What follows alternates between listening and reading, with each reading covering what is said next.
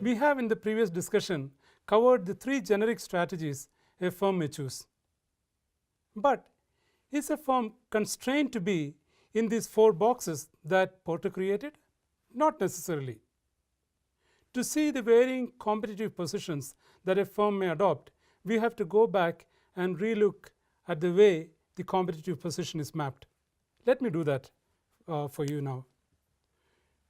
On the one axis, we map a firm's cost position, and we could map it from low to high. On the other, we map the value position, which is essentially referring to the differentiation features, both tangible as well as intangible, low value to high value.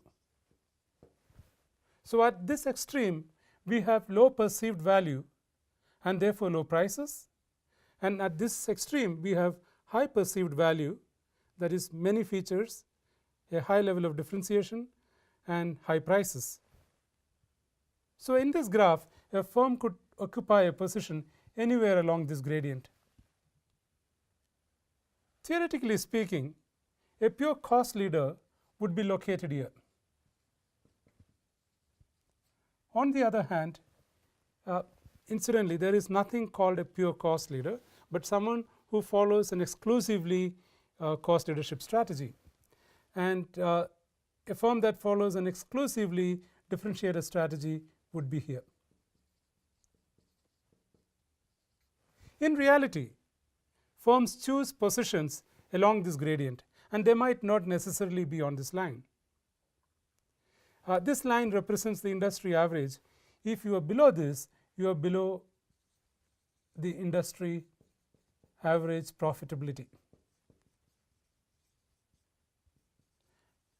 and if you are above, you are certainly much better off.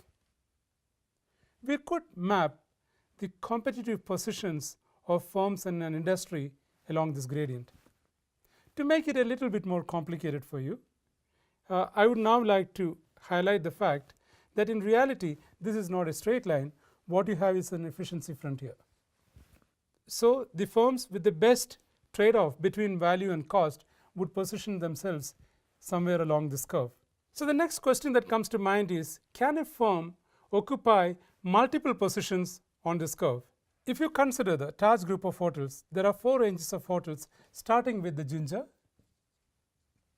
there is Gateway, there is Vivanta, which is a more luxury brand, and there is Taj Heritage. So, it is possible for a firm to occupy multiple positions along this curve, but those positions have to be carefully nurtured and managed, and very often it means that the organizations managing these multiple positions are separated out within the parent organization. A good question to ask here is, in what situations will each of these strategies be successful?